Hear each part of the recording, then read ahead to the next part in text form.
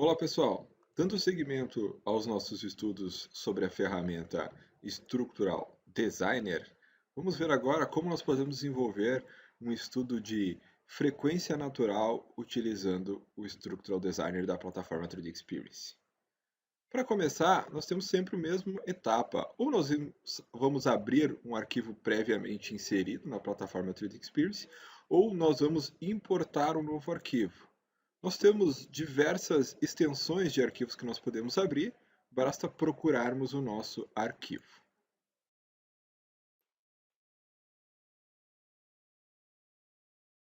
Selecionado e localizado o nosso arquivo, vamos importar efetivamente e dar início à nossa simulação. Como já vimos no nosso primeiro estudo de caso realizado, numa análise estática, nós devemos primeiramente acessar o compasso, selecionar o aplicativo ou, se nós quisermos filtrar pelas ferramentas que nós temos disponíveis apenas o Structural Designer, eu seleciono nossa role Structural Designer, nossa função Structural Designer, selecionamos o nosso Linear Structural Validation, para criarmos o nosso objeto de simulação. Se você quiser organizar os estudos e definir que esse é o estudo de frequência, nós podemos definir no nome do nosso projeto. Selecionamos a física, o tipo de estudo frequência e efetivamente iniciamos e criamos o nosso estudo.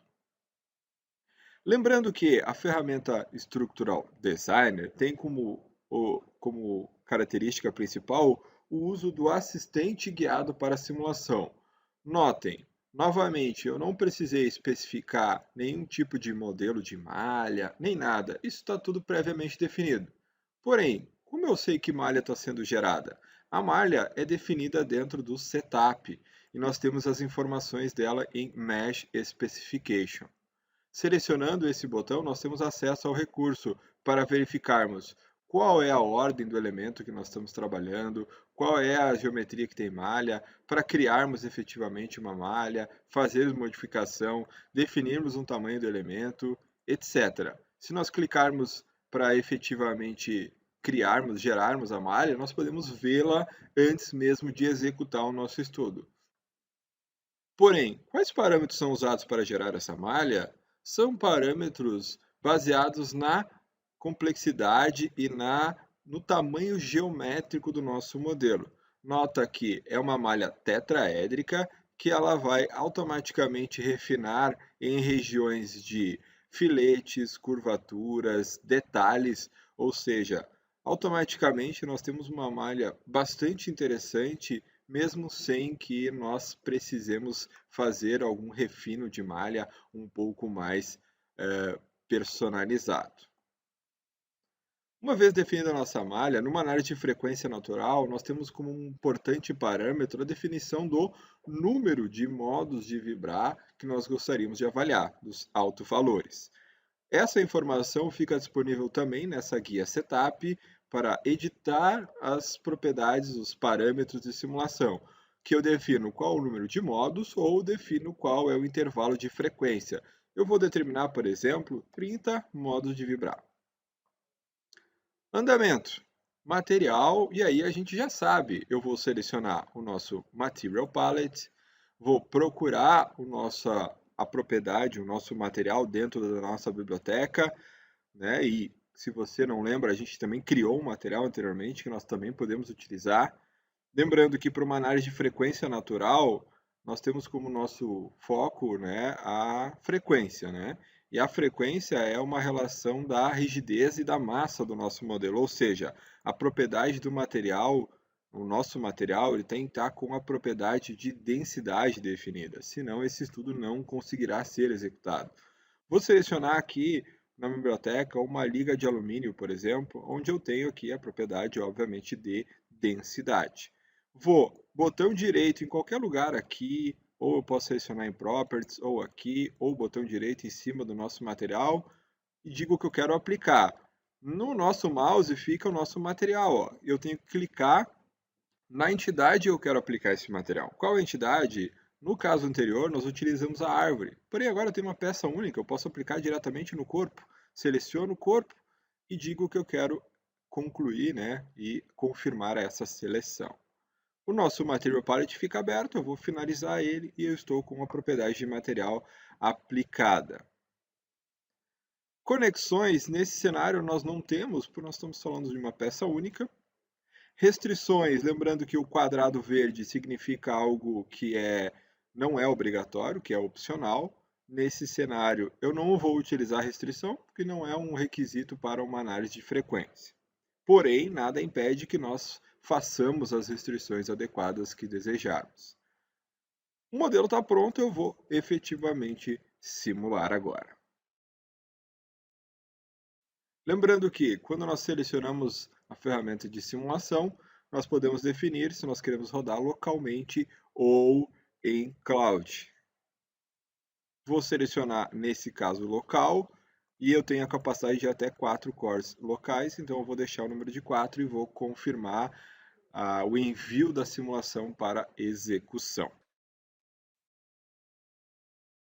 Por se tratar de um estudo simples, vocês vão verificar que esse tipo de estudo de frequência, ele roda muito rapidamente. Basta que ele inicie, faça a preparação do cálculo, a malha já está atribuída, as propriedades, ele vai fazer a execução rápida e vai nos apresentar em seguida os resultados.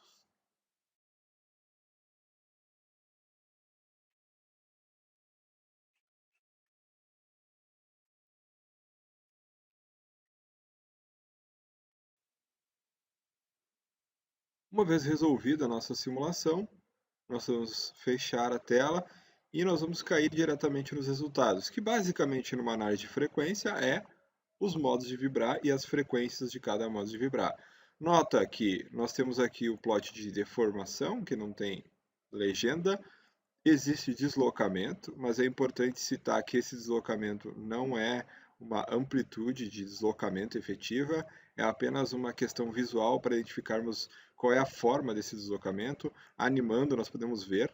Nota que essa forma que está na tela atualmente, ela é um giro sobre o eixo Z, por exemplo.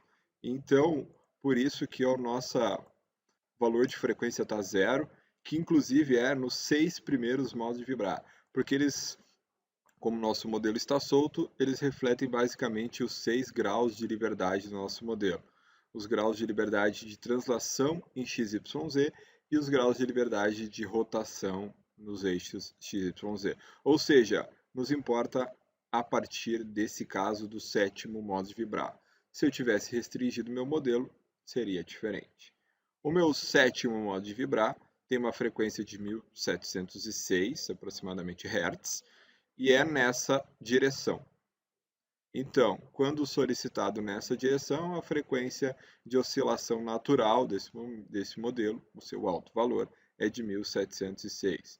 Nós podemos trocar o modo de vibrar e verificar todos os modos de vibrar, identificar exatamente. Essa é uma análise muito importante quando nós temos componentes que estão atrelados a funcionamentos cíclicos, motores, componentes rotativos, etc., para que nós possamos garantir que não vamos ter problemas de ressonância. Um parâmetro importante numa análise de frequência também é verificarmos os fatores de frequência de participação de massa, etc. Onde ficam esses resultados?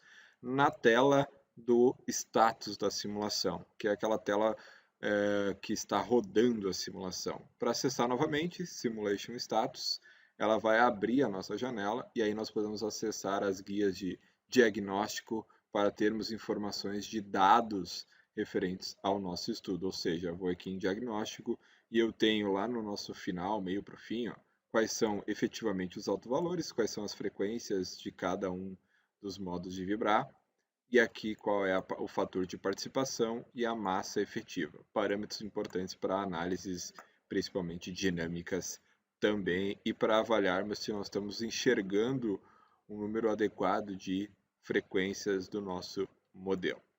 Se nós quisermos fazer qualquer tipo de modificação e ter uma resposta, nós podemos facilmente acessar novamente o nosso assistente e fazer a respectiva modificação. Ou seja, vou acessar restrições e nesse caso agora eu vou fixar o nosso modelo. Eu vou selecionar os furos e vou travar com o recurso de clamp, que seria basicamente uma geometria de restrição total, onde eu vou selecionar essas faces e eu estou como se simulando que tivessem conectores, parafusos, uma fixação rígida nessa posição. O clamp ele vai fixar todos os graus de liberdade, ou seja, os 3 graus de translação e os 3 de rotação. Volto novamente para simular e aí eu posso diretamente já reexecutar o estudo e ter as respostas referentes a essa atualização do nosso modelo, ou seja, agora eu tenho uma variação desse resultado.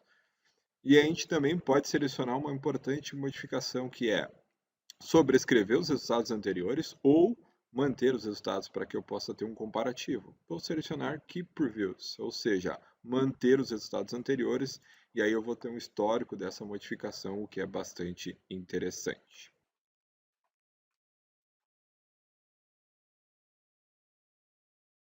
Estudo novamente rodado. Aqui, lembrando que nós temos a tela de diagnóstico para avaliarmos diretamente os valores em lista. Retornamos, identificamos que agora, desde o nosso primeiro modo de vibrar, nós já temos resultados de frequência, ou seja, não temos mais um modelo livre, né?